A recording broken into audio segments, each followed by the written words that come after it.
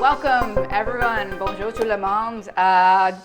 Joe Soss, you're here too. I am. Thanks for having me. This is incredible. So welcome, everyone, and especially Dr. Joe Soss to the very first live recording of the Policy Options Inequality podcast.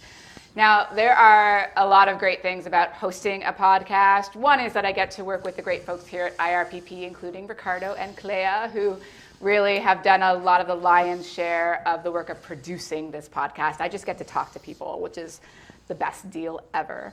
But one of the other wonderful things about hosting a podcast is I get to talk to my favorite academics. And not just my favorite academics, but those whose research have been fundamental to how I have thought about big ideas like democracy, like public policy, like inequality and redistribution.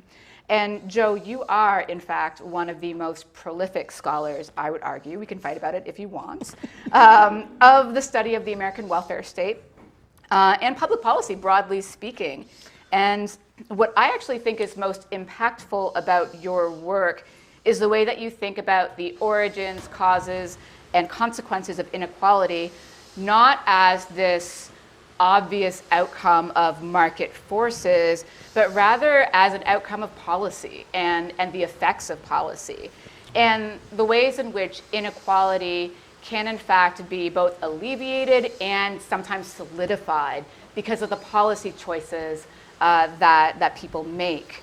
And this is, of course, highly consequential for how people think about, experience, and expect what they expect of democracy. And so we're going to get into all of this stuff in more detail later in the podcast. But so let's begin at the beginning, as I like to say.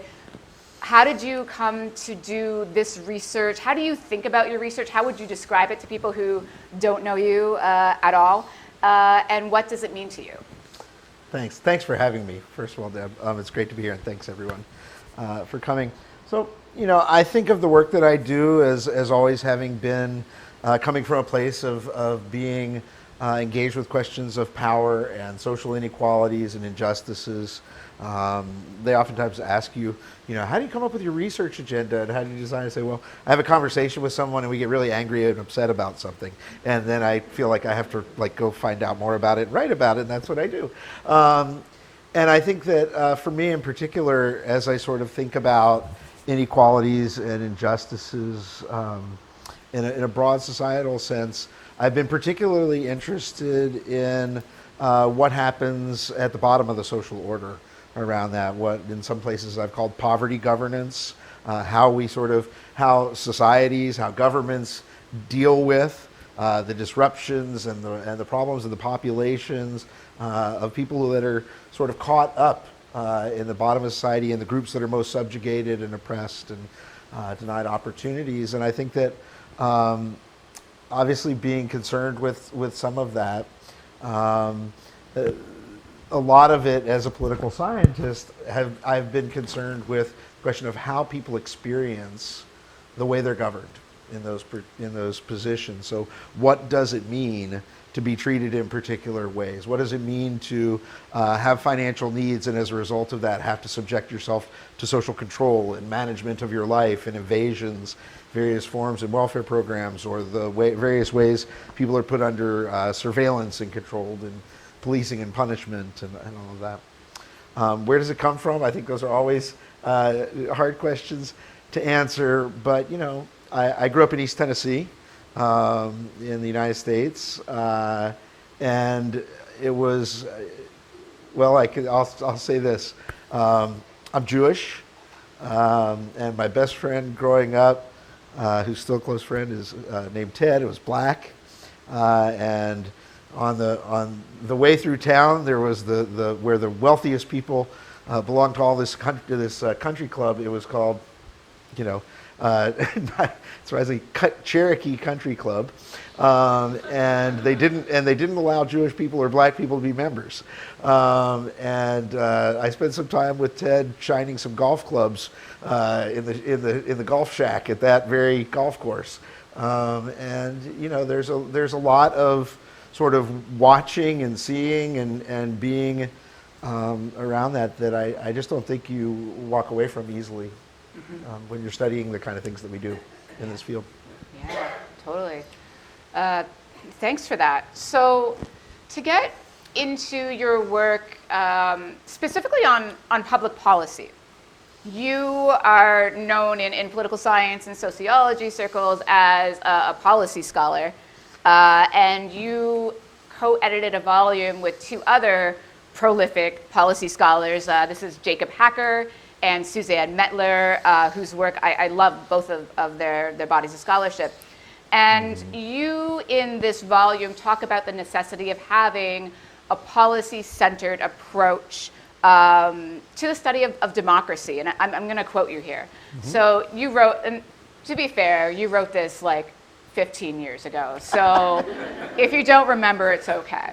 You write, quote, "A policy-centered perspective places the relationship between policy and politics at the center of the analysis and uses this relationship as a lens through which to bring the new politics of inequality into sharper focus. In this perspective, policies are examined as more than just political outcomes or tools of social and economic regulation.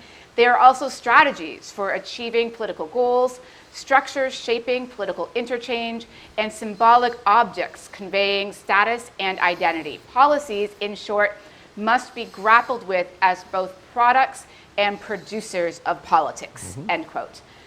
So we are, in fact, at the Institute for Research on Public Policy. And so in some ways you are speaking to the choir, but I want you, for those who may not be as entangled with the study of public policy as we are, many of us in this room, what do you mean by policies as both products of and producers of politics? Yeah, thanks. It's a great question. So, in some ways, I think there traditionally so I teach in the School of Public Affairs. Like many, there's been a traditional division of labor. Like people who study politics talk about how we get the policies. People who study social and economic questions, they study the effects of the policies, right, in various ways. And so there was this development of this idea of policy feedback, which was that, policies, once they're, in some cases once they're proposed, but certainly once they're enacted, actually change politics. That politics is one of the things that changes as a result of new policies, right? Policies distribute resources that are going to matter in politics. Policies send signals, right? The policy that's directed at poverty may not alleviate poverty, but it may send a signal that government's doing something about poverty that leads some people to step back and stop making demands as urgently. Policies remake institutions. Policies do all sorts of things that are going to remake politics. Well, I think that in that book, we were really interested in sort of talking not just about that policy feedback, but about the idea of an analysis that puts this interplay back and forth between policy and politics at the center of analysis. Some of that was that we were working in an academic field where all these things were divided off from each other. There were some people who studied public opinion and some people who studied bureaucracies and some people who studied legislatures. And part of putting policy and politics at the center was to sort of collapse all those fields and say it's about the interaction of these things. This is what should organize our analysis, and to realize that in many ways sort of the history of social inequalities, right, can be told in some useful ways, and the history of governance can be told in useful ways as an evolving set of configurations of policy regimes on one side and political struggles around them on the other, and the way in which they've shaped each other. I know you've written a lot about policy feedback, but do you have like a favorite or surprising example of policy feedback that's in your work? Well, I think that there's a few. I think that I think that one of the ones in the current project, we'll get to my current project later, but one of the ones that I think is a really sort of stark example of this is the way in which you get. So my current project is on criminal legal governance, right? And you get these new policies and practices that drive mass incarceration and saturation policing, and they build these huge apparatuses and unleash in the United States in particular these funding streams. And what happens as a result of that policy is that you get all of these for-profit firms, these corporations coming to the field attracted by the action. And at the same time, you get pressures on government, like they couldn't keep up with the capacity needs of incarcerating that many people. In fact, they were oftentimes under constitutional orders to lower overcrowding, and they had no money to do it. And the corporations came in and said, oh, well, we're here, right? And so they came in, and once they came in, what happened? Well, it completely changed the power relations in the field. The scope of conflicts, the power biases and balances changed, right? But then at the same time that changed, and you had new actors that wanted to profit, you also had new actors that were teaching public actors, showing them as a kind of demonstration project, look, you can generate revenue from this stuff, right? And all of a sudden, public actors started learning ways that, hey, we might be able to, we are underfunded, we have too much, we don't have enough capacities to administer what we're being thrown at us. The courts are like, we can't process all these prosecutions. Prisons can't hold it. And so like, we need revenue too. Well, we can do some of these things. And then you start getting revolving doors. People who are working in the public sector, in departments of corrections, start working for a while for Corrections Corporation of America, now called CoreCivic, or for Geo Group, or whatever it is. And then they come back. And they've learned all of these ways of thinking and doing that are really centered on sort of maximizing revenue. And you get corporations who are going in and trying to influence local elections where there's these tiny little community groups that meet in the basketball, on the basketball court at the community center. And then you've got a global corporation with their resources coming in. And the whole field changes, right? Was that planned when anyone, when people started trying to get tough on crime and running on the idea of saying, there's threatening super predators and criminals who are coming to get you? No, none of that was envisioned necessarily. But policies set in motion new kinds of politics, which then shape those policies going forward. And as we'll talk about later, shape the kind of struggles that then happen around them. That's so interesting. And we're going to talk about your new work in a little bit. But for now, let me say so our podcast is in its second season, and it's given me a chance to speak to all kinds of folks doing interesting research on the various dimensions of inequality. So for those who've listened to the podcast, we had Adrienne Davidson on to talk about childcare, and my friend and yours, Keith Banting, to talk about the redistributive politics of the welfare state, and Allison Smith on homelessness, and Valerie Tarasuk on food insecurity, and many others. And an unsurprising theme, actually, it was unsurprising to me, but I was surprised at how frequently it came up, was just the 1990s as being a critical decade, which I didn't know as I was living through the 1990s. And that is to say that the changes that were wrought by neoliberal policy and patterns of governance just fundamentally shift the political landscape in ways that we are still living with today. And in 2011, you published a fantastic book with your co-authors, Richard Fording and Sanford Schramm. The book is called Disciplining the Poor, Neoliberal Paternalism and the Persistent Power of Race. It won all the awards, including one recently for its enduring contribution to the study of public policy. And I love this book so much. I've told my students, I used to just carry it around with me. like it was, whenever I had a chance, I'd open it and get inspiration. But in this book, you write about how poverty governance has been transformed by two major reform movements. The first is a kind of paternalism in which the state is invested in telling the poor what is good for them and how they should behave.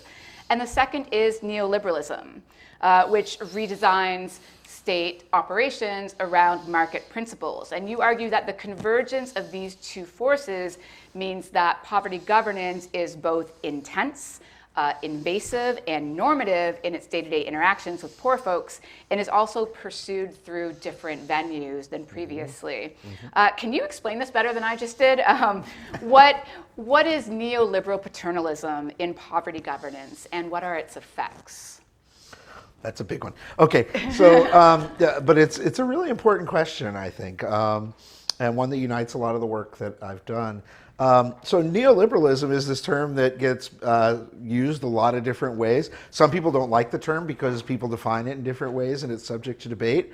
I think that's kind of strange because most of the terms that we really care about, we define in lots of different ways. What is power? Well, you better have a lot of different conceptions of power if you want to understand how it works in different ways. What is democracy? Well, we have different visions of it, right? So neoliberalism is a contested concept, and I think rightly so. That's helpful. The way I think about neoliberalism is, so first of all, it's not post-liberalism. So we shouldn't, people, if we say like, well, that's still liberal. Well, no, it's a change, right? It's a transformation of the constitutive elements of liberalism in some ways. And at the same time, to sort of speak of neoliberalism is to say, it's not just the same old thing of, some people think of neoliberalism as just like laissez-faire economics. Let's push the state back, give the free market reign, let it flourish. It's about valuing the market over the state. Well, that kind of understanding is in many ways joining many other people and influenced by many other people. What I and my co-authors in that book were trying to sort of push back against, right?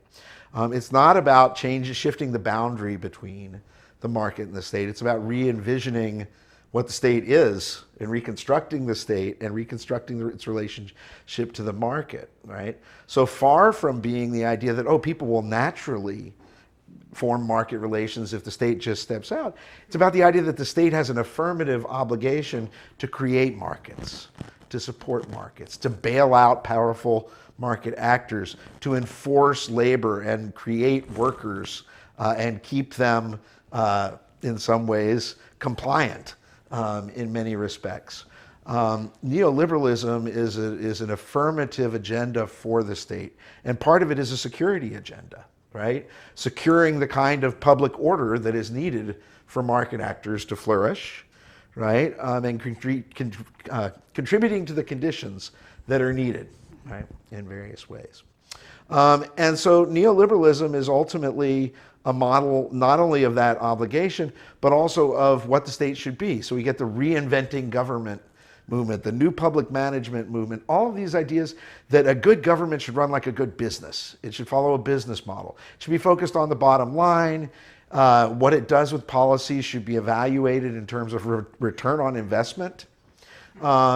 It is incapable on its own of doing many things and needs to collaborate in public-private partnership with corporate partners. There's a whole vision, not of pushing back government to let markets flourish, but transforming it.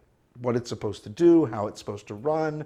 And along with that is a vision of the citizen, right?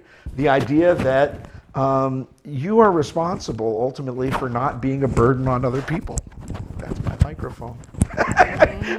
You're responsible for not being a burden on other people. And so while it seems like it's very individualistic, again, it's not laissez-faire, right? The politics of health is that you are responsible for not making choices that create healthcare costs, right? You are responsible, and you should be punished in a sense, right? That there should be individual responsibility for all of these things, for creating any costs that are collective. The paternalism side meshes with that.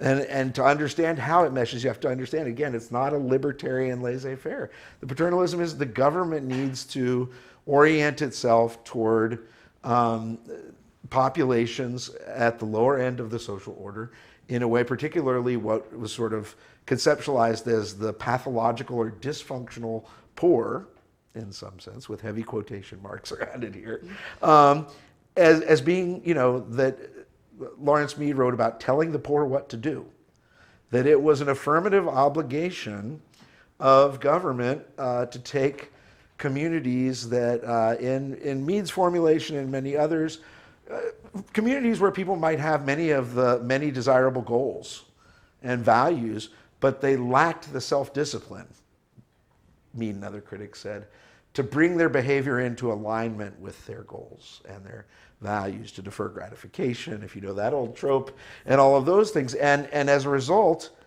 that it was it was for their own good, because it matched what they wanted for their lives but couldn't make themselves, weren't disciplined enough to do for themselves. It was for their own good that government would step in and enforce these obligations, help them bring order to their life, help them learn self-discipline in a way that they could then be more effective citizens. And in the name of that sort of agenda, presented this as a kind of this is an incorporating agenda. We're trying to make them into worker citizens, right, who can, join the society and not be marginalized in some sense. And this agenda really sort of brought criminal legal governance and welfare provision together as two sides of an agenda of sort of controlling, directing, the idea of setting expectations for welfare recipients, monitoring whether they complied, and then punishing them by sanctioning them, right? When they didn't comply, taking away their benefits. That all comes from a kind of criminalized and penal kind of logic. And increasingly you get this spread of criminalizing logics. You see it in schools, you see it in all of these sorts of things where that are institutions associated with poverty governance and the governance of subjugated groups. That's a great answer and a great segue. So I want to come back to a facet of your work that has changed how I think about my own, and that's the connection between inequality and democracy. Mm-hmm. And so on the one hand, in democracies, we really do believe in the equal moral worth of every human being, and yet many democratic societies are perfectly fine with vast degrees of inequality on any number of scales. And there are inequalities really built into the architecture of democratic governance. And a thread that runs through your work is the idea that while we're all part of this democracy on paper, it's how we experience democracy in our day-to-day lives that really matters. And you write about how for many low-income people, for racialized people, for exploited people, for vulnerable people, their interactions with the state, even those aspects, those parts of the state which are supposed to help them, they're coercive, they're punitive, they're surveillance-ridden, and they're often violent. And this is what you and Veshla Weaver call, quote, the second face of the state in a 2017 article in the Annual Review of Political Science, which I cite in everything that I write. And here we actually see a shift in your work, I think, right? And it's a shift in which you really do begin to bring together, on the one hand, this study of the welfare state and welfare regimes and welfare policy, and on the other, criminal legal governance, which is the subject of your current work, which we will get to shortly. And in one of your articles, you write something like the left hand of the welfare state and the right hand of criminalization and incarceration work together to produce the governance imperatives that we see today. So can you talk a little bit about this second face of the states and how it manifests and what its consequences are? Sure, yeah. So, I think that some of this is a reaction to, I came up in political science, and in in a lot of schools of public affairs as well. There's a real focus on the idea that politics is about electoral representative processes, that it's about processes of selecting and influencing elected representatives in ways that shape policies and that sort of thing. And to the extent that there's a focus on governance, it's really about sort of implementing those policies and was it done faithfully and a lot of those sorts of things. And I think that what Veshla and I are talking about there is this second face of the state, which is that a lot of people experience the state and experience government not through its electoral representative operations. In some sense, it's not just that the problem is not that isn't just that people are excluded from all this good stuff, right? They don't get enough representation. They don't get to act. They don't vote in high enough numbers. They're blocked from voting. All these things.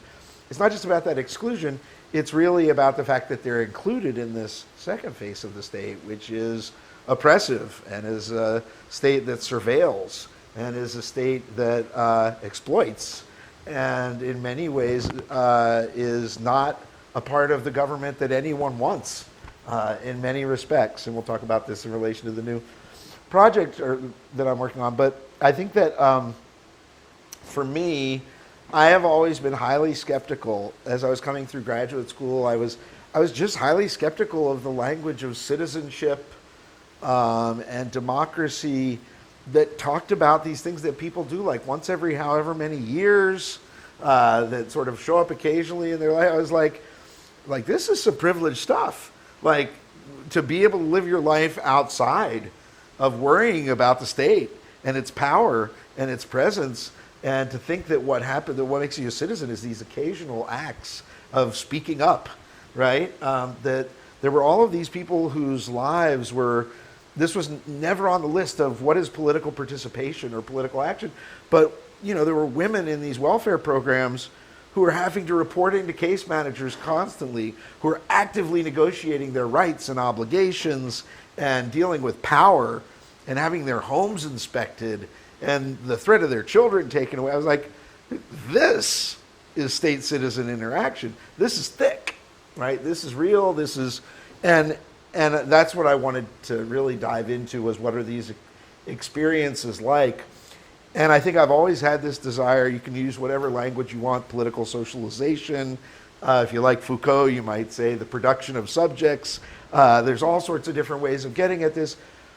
But when I dropped out of law school, I was like, how the heck did I wind up like this? And why did I make the decisions I did? And I've always wanted to know, how are we created? Like, how do we wind up becoming the weird people that we are? And so that question was always a big part of this idea that citizens aren't born, they're made. And they're made through governance, they're made through public policy, they're made through the decisions that we make about education and about welfare and about criminal justice that shape the substantive lived experiences that people have of politics, and are highly, highly unequal in the way they're structured, right, in many ways. This is an aside that's not on my list of questions, but one of my favorite chapters of yours is actually a chapter that you wrote for Schneider and Ingram's edited volume on deserving and undeserving. Mm-hmm. And in that chapter, I haven't read it for 10 years, but in that chapter, you talk about veterans benefits and welfare benefits as both cash benefit programs, which are very, very different in the way in which they ask the recipients to interact with the state. Mm-hmm. And it was just such a clear example of the ways in which how we think about particular target populations shapes the architecture of some of these policies. Yeah, and I think in some of these ways it's one of those things of, it's hard. I teach at a public affairs school where a lot of my students are taking policy analysis and they're thinking about creative policy design. If we could just get the incentives right, we can just get the designs right. Y'all have some discussions about this here, I imagine, at IRPP. And I believe in a lot of, that stuff's important. But I also sometimes want to say it is no mystery how to design a good program that treats people well, gives them the resources they need, incorporates them we do it all the time for some people. Mm-hmm.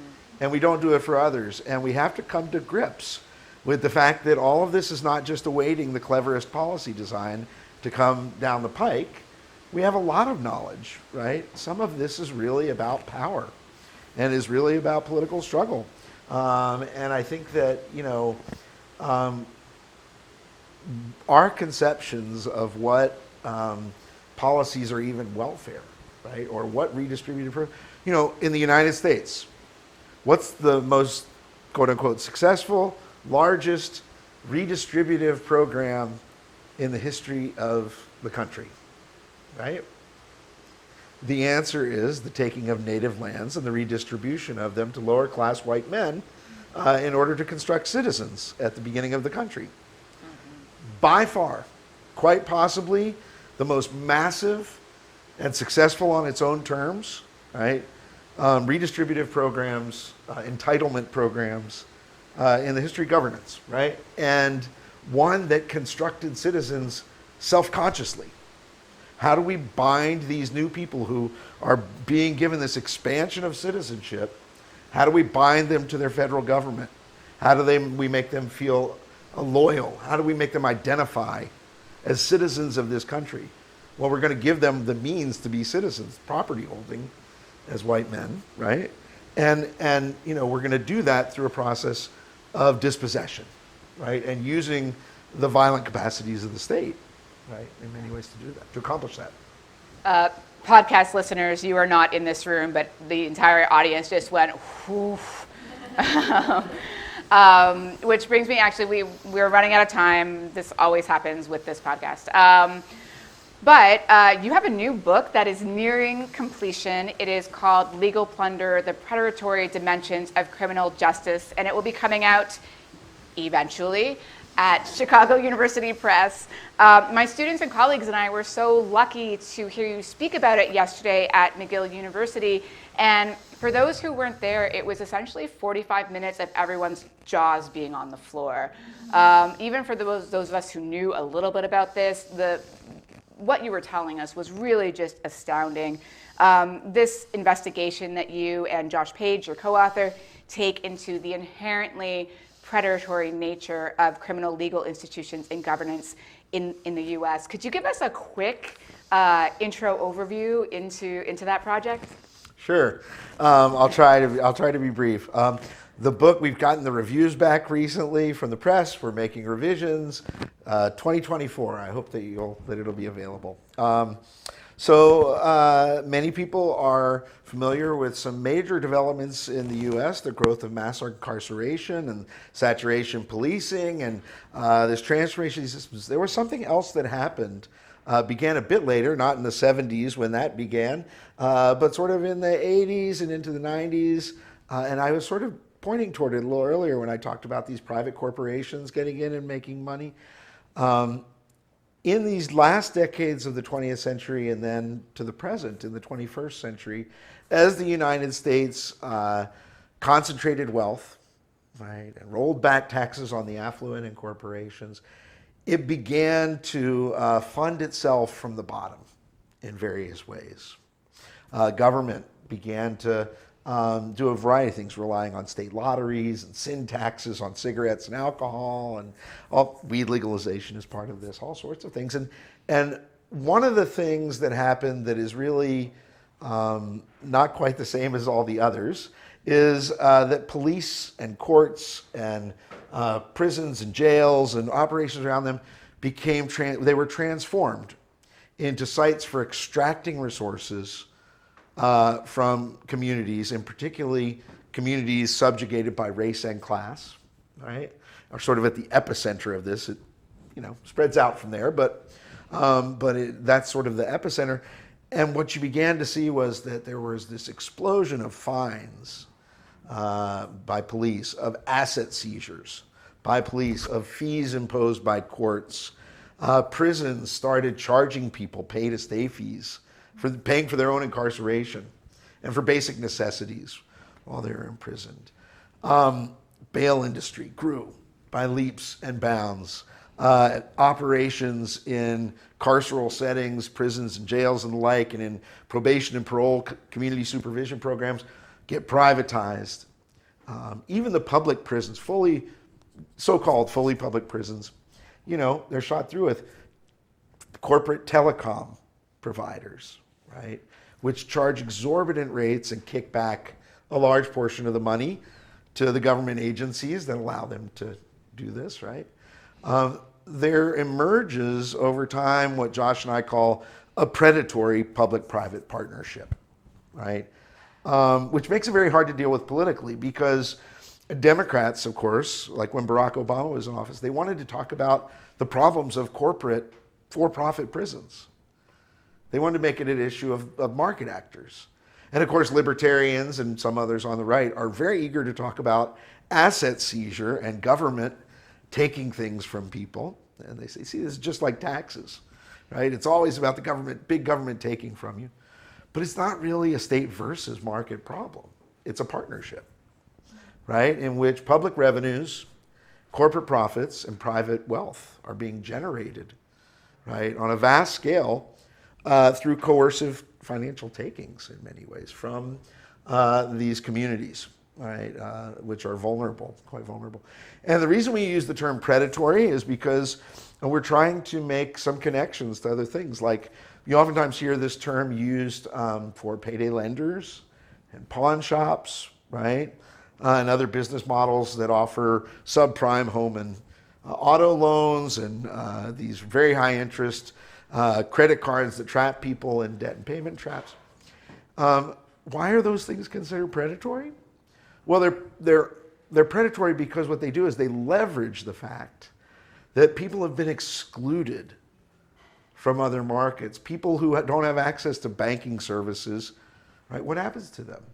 They become ripe targets for incorporation into these predatory models, right? Of providing check cashing and that sort of thing. And there's a dynamic here that sociologists oftentimes and others call predatory inclusion, which is to say we tend to focus when we think about inequalities on the ways in which people are excluded from the good stuff, right? That people who are marked as a felon, right, have a felony record, can't get jobs, and they can't get public assistance, they can't get this and that deepens inequality. The point of thinking about things through the lens of predation is that's one half of the story.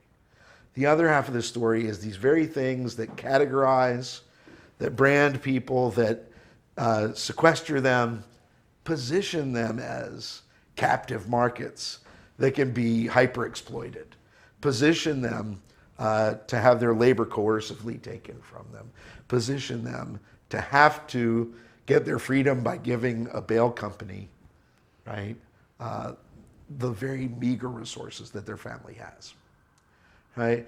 And so what we do in the book is we trace the rise of these predatory practices. We try to explain how they work and why they emerged when they did and the form they did. We look at their consequences. We look at the political struggles around them. And one of my favorite parts of the book is that for 3 chapters, we do a deep dive case study into the bail industry because my co-author, Josh Page, worked as a bail bond agent for 1.5 years and did ethnographic research on what it means to do the work at the front lines in this industry that's premised on converting people's misery and desperation into profits for very large insurance companies at the top of the industry. And so we look sort of at what people tell themselves every day when they go to do that kind of work and how they actually get it done. I'm so excited for this book. And for those in the audience, please feel free to ask Joe more questions about that during our Q&A part. But for now, our official podcast part of the interview is coming to a close. So let me end with the question that we always end with. We call it academic dominoes. That's not an apt descriptor. I think I came up with it, so it's my fault. But who are you reading? Whose work are you really excited about? Give us some more people that we can read, follow, and engage with. All right, that's a great question to end with. I'll mention 3. One is that Melvin Rogers recently came out with a book called The Darkened Light of Faith, which is a remarkable reinterpretation of and reading of African American political thought historically. And it's moving and insightful, and I can't recommend it enough. There is a scholar at the University of Michigan named David Temin, who came from my very own University of Minnesota, who has a book out this year as well, called Remapping Sovereignty. And it is about decolonization and self-determination and a reimagining of sovereignty beyond the nation state that is pursued in dialogue with North American indigenous activists and thinkers. And I think it's a brilliant book and really invites us to rethink a lot of core ways of understanding our relationship to the earth and our relationship to one another and governance. So I recommend that. And the third is Jamila Michener, who's at Cornell University is coming out with a new book. I've read materials from it.